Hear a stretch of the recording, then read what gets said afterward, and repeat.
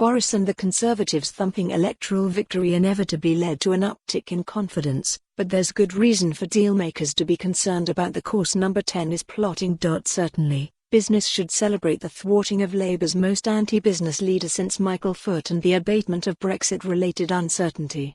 But we're left wanting if we expected our Prime Minister, who's rhetorically attached to free trade, to also support its philosophical sister. The free market.Coherence and transparent decision-making will not be hallmarks of the new government. The decision to save Flybe in the name of regional connectivity is the sort of uncomfortable fudge we should come to expect from Boris's government. It's unsurprising when you think about the Prime Minister's team.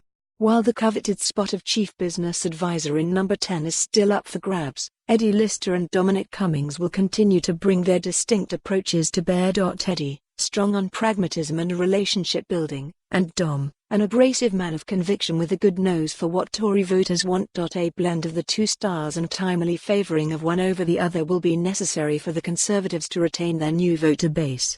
Boris has to be both the liberal, pro-business free marketeer and the small-minded protectionist, shielding British communities from the negative byproducts of international trade. When it comes to the latter, the interventionist and protectionist imperatives of the new regime begin to reveal themselves in the new legislative programme. The National Security and Investment Bill is the vehicle lined up to carry the biggest changes to takeover rules in 2 decades through the Parliament this year. The bill is anticipated to increase the powers of government to intervene in significantly more mergers and acquisitions.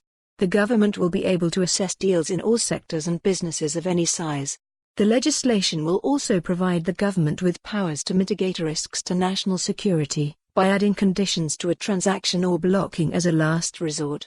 In the new political climate, we should keep a wary eye on legislation like this.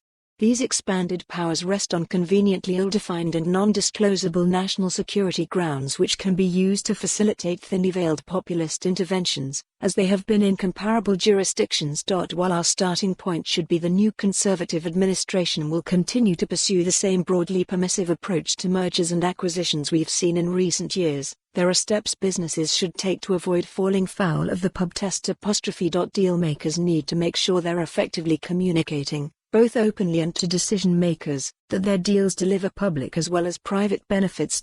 Claire Wesley is a senior consultant at For more on this story. Visit the news article link.